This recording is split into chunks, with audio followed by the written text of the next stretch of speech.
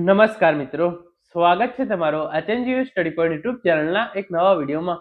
Fix પગારના તમામ કર્મચારીઓ માટે ખૂબ જ મોટા સમાચાર સામે આવી રહ્યા છે. મોટાની સાથે ખૂબ જ ખુશીના સમાચાર પણ જે છે એ સામે આવી રહ્યા છે.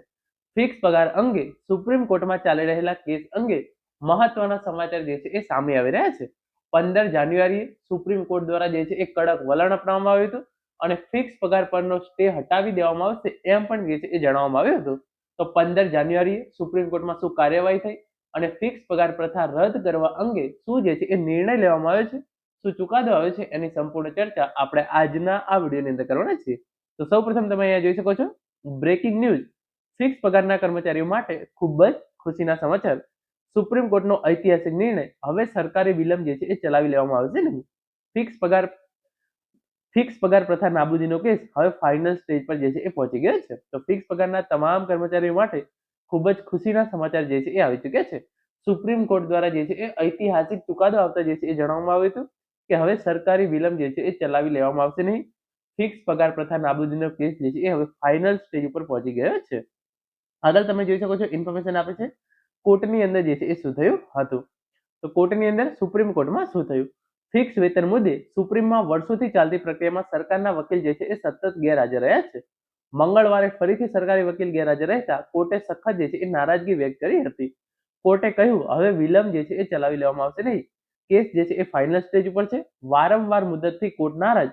ફિક્સ વેતન સરકારી વકીલ હાજર ન રહેતા સુપ્રીમ કોર્ટે કહ્યું હવે છેલ્લામાં છેલ્લી તક જે છે એ આપવામાં આવે છે.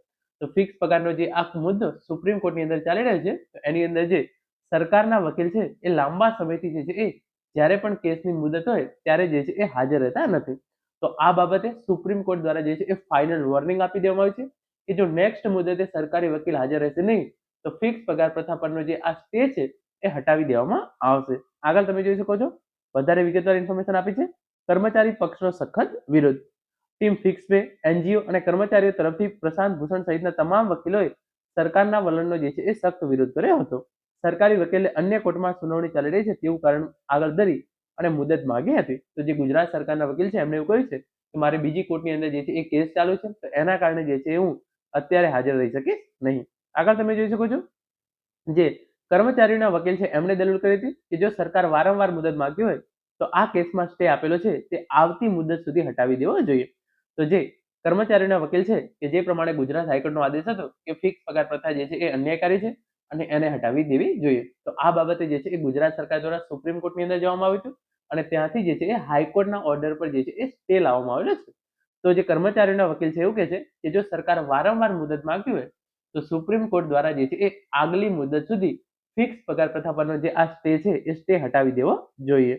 પછી આગળ તમે અહીંયા જોઈ શકો છો સુપ્રીમ કોર્ટનું જે આ ફાઇનલ અલ્ટિમેટમ જે છે એ આવી ગયું છે. આ છેલ્લી તક છે. સુપ્રીમે સરકારના વકીલને જાન્યુઆરીના બીજા સપ્તાહની મુદતમાં જે છે એ હાજર રહેવાની છેલ્લી તક આપી છે. એટલે કે હવે જે આગળની જ્યારે પણ જે છે એ મુદત બહાર પડશે ત્યારે જે છે એ હાજર રહેવાની છેલ્લામાં છેલ્લી તક જે છે એ આપવામાં આવેલી છે. જો હવે પછીની મુદતે સરકારી વકીલ હાજર નહીં થાય, જાન્યુઆરીની મુદતે સરકારી વકીલ હાજર નહીં રહે તો હવે જે છે એ સ્ટે હટી જશે. જો સરકારી વકીલ ગેરહાજર રહેશે તો જે છે એ ફિક્સ પગાર પ્રથા પરનો સ્ટે જે છે એ આપોઆપ હટી જશે એમ સુપ્રીમ કોર્ટ દ્વારા જે છે એ ઐતિહાસિક અને ફાઇનલ અલ્ટિમેટમ જે છે એ ગુજરાત સરકારને આપી દેવામાં આવેલો છે. આગળ તમે અહીંયા જોઈ શકો છો વિગતે ઇન્ફોર્મેશન છે તે હટી જવાને કારણે શું થશે. હાલમાં જે છે એ ફિક્સ પગાર પ્રથા પર સુપ્રીમ કોર્ટ દ્વારા જે છે એ જે હાઈકોર્ટનો ચુકાદો આપવામાં આવેલો છે એના પર જે છે એ સુપ્રીમ કોર્ટનો સ્ટે છે.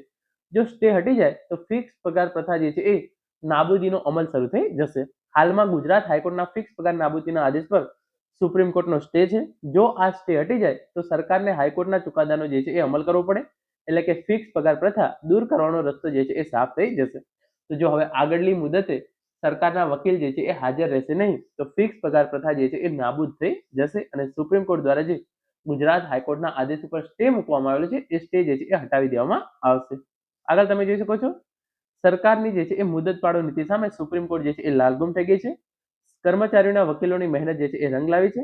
જાન્યુઆરીમાં કેસ ચાલશે અથવા સ્ટે હટશે, બંને સ્થિતિમાં કર્મચારીઓને જે છે એ ફાયદો થશે. તો કેસ જે છે એ આગળ ચાલશે. જો સરકારના વકીલ જે છે એ હાજર રહેશે તો કેસ આગળ ચાલશે અને જો સરકારના વકીલ હાજર રહેશે નહીં તો હવે ફિક્સ પગાર પ્રથા પર જે સ્ટે લગાવવામાં આવેલો છે એ સ્ટે જે છે એ હટી જશે અને તમામ કર્મચારીઓને જે છે એ ફિક્સ પગારનો જે છે એ આ દૂષણ છે એમાંથી જે છે એ મુક્તિ મળી જશે. ધીરજના ફળ જે છે એ મીઠા હોય છે. જાન્યુઆરીમાં મળનારી જીત માટે તૈયાર રહો. સત્યમેવ જયતે. હંમેશા જે છે એ સત્યની જીત થાય છે. જે આ ન્યૂઝપેપર કટિંગ તમે જોઈ શકો છો. ફિક્સ વેતન, સરકારી વકીલ હાજર ન રહેતા સુપ્રીમ કોર્ટે કહ્યું હવે છેલ્લી તક. તો આ તમે જે છે એ ઇન્ફોર્મેશન જોઈ શકો છો. એ પ્રમાણે હવે જે આગળની મુદત પડી છે, જો એ મુદતે સરકારના વકીલ હાજર રહેશે નહીં તો ગુજરાતમાંથી ફિક્સ પગારનું જે છે એ આ દૂષણ છે એ નાબૂદ થઈ જશે. Thank you so much for watching.